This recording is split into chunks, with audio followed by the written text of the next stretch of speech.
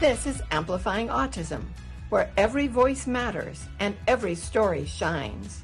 Join us as autistic authors, professionals, and trailblazers share their journeys, real stories, and real insight from those changing the world, one conversation at a time. Are you autistic? I'm the host of Amplifying Autism, Wendell Whitcomb-Marsh, but you can call me Wendy. I'm not autistic, but I know and love and work with, hang out with, and respect many late diagnosed autistic folk, including those in my own family. If you're listening to this podcast, you might wonder if you or someone close to you could be autistic too. You may have seen TikToks, Reels, or other social media posts describing autism, and you find it remarkably relatable. But how much do you really know about autism? Well, if you're a pro, you probably don't need to listen to this episode. But if this is all new to you, then you've come to the right place. To learn what autism is, let's start with a basic vocabulary. Autism. Now, I'm going to spend some time on this term because there's a lot to unpack and many different ways of looking at autism. The complicated, non-user-friendly medical model definition of autism in the Diagnostic Statistical Manual of Mental Disorders, 5th edition, text revision, that's DSM-5-TR for short.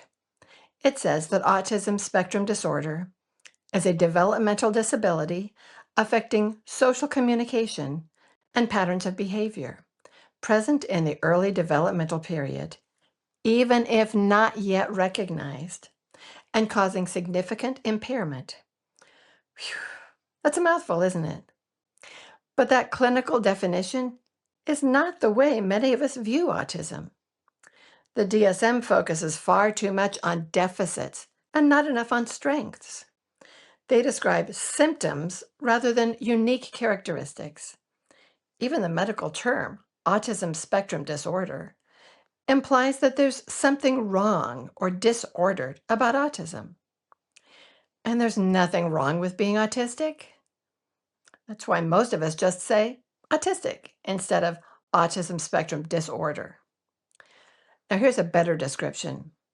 The Autistic Self-Advocacy Network, ASAN, A-S-A-N, writes, autism is a developmental disability that affects how we experience the world around us. Autistic people are an important part of the world. Autism is a normal part of life and makes us who we are. I love that, don't you? Many of us agree with this description. We see autism not as a disorder, but rather as a brain difference or neurodivergence. Do you see it that way too? I hope so. I hope you realize that if you are autistic, there is nothing wrong with you. Now, the next vocabulary term I want to talk about is functioning levels. I can't even say functioning levels without the air quotes, because so-called functioning levels are unhelpful categories that medical model diagnosticians often use to put autistic folk into separate boxes called high functioning and low functioning. This in no way describes a person's true strengths or ability to cope or their need for support or accommodations. Someone who is labeled low functioning may not communicate using spoken or written words. They may always need a lot of support with their daily needs. Most decisions might be made for them by other people. Unfortunately, those around them may fail to notice their strengths or pay attention to their preferences. Their voice should be heard even if they don't speak using their vocal cords. Don't discount their strengths and ignore their voice just because of a functioning label. Everyone is equally precious and valuable. I don't care if you never have a job or pay taxes. I don't care if you have high support needs. The world is a better place because you're in it.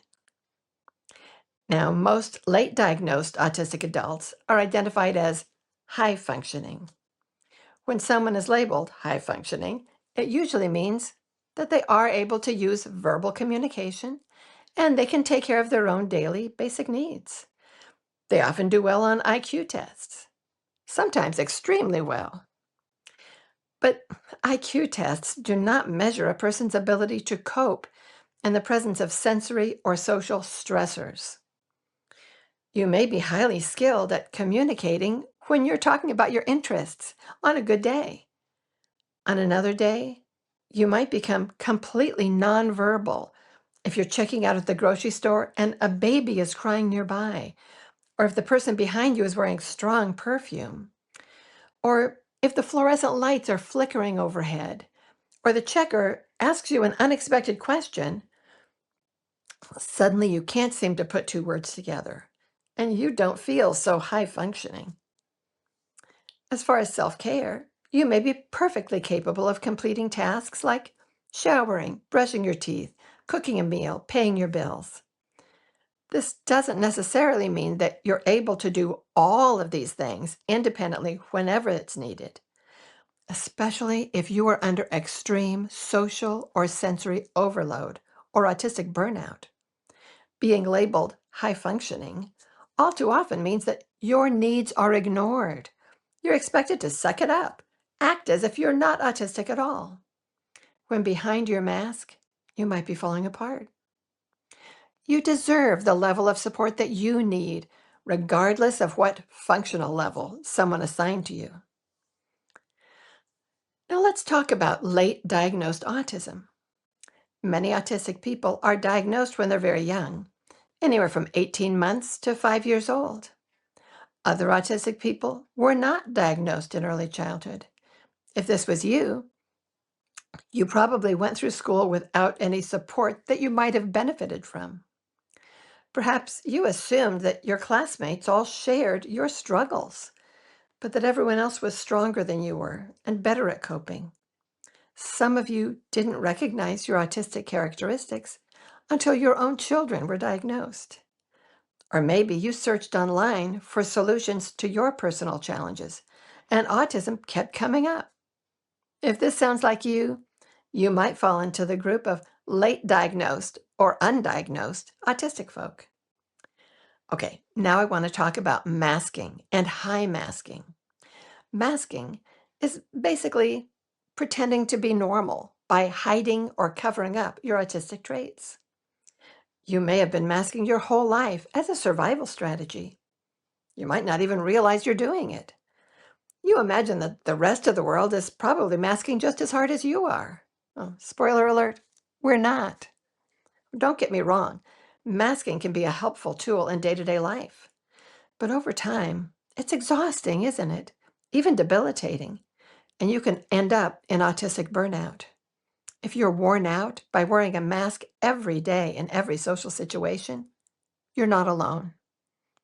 High masking is the ability to mask well enough that you can pass as neuro-privileged, even though it feels fake, as if you're performing neuronormativity. Medical and mental health professionals are often fooled by high maskers. They may not believe you when you report your autistic symptoms or traits. Masking has become second nature, and it may be difficult and feel unsafe to let down the mask. When you do try to stop masking with your health provider, you could be accused of faking autism when the opposite is true. Now let's talk about neurodiversity. Neuro refers to the brain, and diversity refers to differences. There are many kinds of brains in the world, and many neurodivergent people. We all view the world around us through our own lens, and we think about it and interact with it in our own way. When your way of processing the world is significantly different from the majority, you might be considered neurodivergent. This could be because you're autistic, or you have ADHD, Down syndrome, anxiety, depression, PTSD, or any number of other brain differences. That doesn't mean there's anything wrong with you. There's nothing wrong with any of these types of brains. They're all good brains, even if they don't align with the neuromajority. We used to call people who were not neurodivergent normal or neurotypical. But normal is so judgmental, and who's to say what's typical?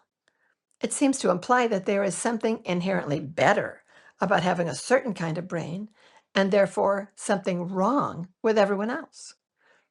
I started using the term neuromajority, but that too is a bit of a misnomer. If you add together all of the various neurodivergent brains, then the so-called majority is probably in the minority. Still, they are privileged in the same way that white people may be in the minority worldwide, but historically, we benefit from privilege. People with what we used to call neurotypical brains are also privileged. Society was set up to make it easier for us to navigate the world without taking into account what might be more difficult for others. That's why I like to use neuro-privileged more often than neuromajority or neurotypical.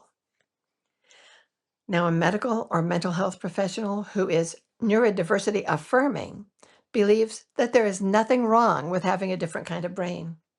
They do not view patients as disordered people who need to be labeled, cured, or fixed. They see all people as having unique strengths and challenges, for whom the appropriate label could help open doors to accommodations and understanding. They shouldn't discount your lived experiences or make assumptions based on a single criteria such as eye contact. They should understand that you may be perfectly capable of making or faking eye contact for periods of time. But that doesn't mean that you're not autistic. A good neurodiversity affirming professional will look beyond the mask to see the person who's been hiding in plain sight, autistic all along, but not recognized. Now, while we're talking about language, let's talk about person first versus identity first language. In the world of disability, there are different ways that we talk about disabled folk. Person first language puts the individual ahead of the disability, such as a woman with autism or a man on the autism spectrum. Many parents and teachers prefer this language. Identity first language is the reverse, referring to an autistic woman or autistic man. Most autistic adults who've shared their opinion say that they prefer this. In the past, it was assumed that person first language was the most respectful, so that's what professionals were taught. It's what I was taught in grad school. It was meant as a reminder to everyone that the individual was a person first and foremost, even though they also had a disability such as autism. Now, autistic adults are asking why professionals feel they need to remind everyone that autistic folk are people. Shouldn't that be a given? Insisting on person-first language suggests that perhaps we should be ashamed of autism and put it second. Many autistic adults have shared that autism is an intrinsic part of who they are. We should listen to them and respect their preferences. That's why I usually use identity-first language. On the other hand, if someone tells me they prefer person-first language, I use that for them because I respect their choice. If in your research and studies, you discover that you're autistic, which language would you prefer? When it comes to your identity, the choice is yours. Finally, let's talk about self-identification. Self-identification is when a person knows that they are autistic, even if they don't have a clinical diagnosis. Not everyone has access to an adult autism diagnosis with a neurodiversity affirming diagnostician.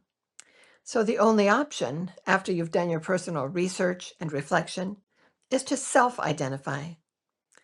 This is a more accurate term than self-diagnosis. The word diagnose is part of the old medical model of deficits. It feels truer to say that you identify as autistic. You can't make a medical diagnosis on yourself anyway. When it comes right down to it, who knows you, your history, and your inner feelings and reactions to the world better than you know yourself? Well, now that we're on the same page about the language we use when we talk about autism. If you were on the fence before, you might be even more convinced that you are autistic. But maybe at the same time, you're uncertain. That's okay. A lot of people feel the same way. At the end of the day, though, the only opinion that really matters is your own. No one knows you better than you know yourself. Trust your self-knowledge and self-understanding. So, are you autistic? I believe you. You've been listening to Amplifying Autism, celebrating the voices that shape a more understanding world. Don't miss the next episode. More stories, more insight, and more voices that matter.